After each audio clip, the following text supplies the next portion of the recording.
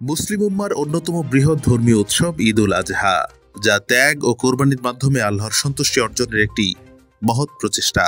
কোরবানি যা আল্লাহর সন্তুষ্টির উদ্দেশ্যে প্রিয় বস্তু উৎসর্গ করার একটি মাধ্যম। এটি মানুষের অন্তর পরিশুদ্ধ করে।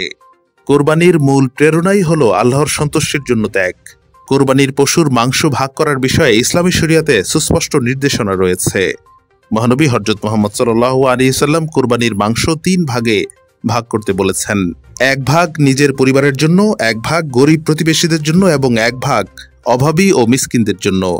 হাদিসে আব্দুল্লাহ ইবনে আব্বাস রাদিয়াল্লাহু তাআলা আনহু থেকে বর্ণিত হয়েছে, রাসূল সাল্লাল্লাহু আলাইহি সাল্লাম কুরবানির মাংস এভাবে ভাগ করার নির্দেশ দিয়েছেন।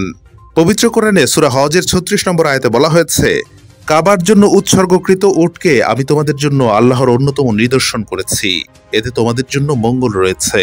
সুতরাং সারিবদ্ধভাবে বাধা অবস্থায় তাদের জবাই করার সময় তোমরা আল্লাহর নাম উচ্চারণ করো। এরপর যখন তারা কাত হয়ে পড়ে যায় তখন তা থেকে তোমরা আহার করো এবং আহার করাও, যে কিছু চায় না তাকে এবং যে চায় তাকেও। এমনইভাবে আমি এগুলোকে তোমাদের বশীভূত করে দিয়েছি যাতে তোমরা কৃতজ্ঞতা প্রকাশ করতে পারো। এই আয়াত থেকে বোঝা যায় কোরবানির মাংস মোটামুটি ৩ ভাগে ভাগ করার ইঙ্গিত দেওয়া হয়েছে। এর মধ্যে ১টি ভাগ নিজের জন্য, ১টি আত্মীয় স্বজনদের জন্য যারা চায় না এবং ১টি ভাগ অভাবীদের জন্য যারা চায় বা চায় না। ইসলামিক স্কলাররা সাধারণত এই ৩ ভাগে ভাগ করাকে উত্তম এবং মুস্তাহাব বলেছেন। তবে কোরবানিদাতা ইচ্ছে করলে ৩ ভাগে বিভক্ত করার পরিবর্তে নিজেদের ইচ্ছে মতো ভাগ করতে পারেন বা সরাসরি প্রতিবেশী, আত্মীয় এবং গরিবদের মধ্যে বিতরণ করতে পারেন। এতে কোরবানির কোনো সমস্যা হয় না।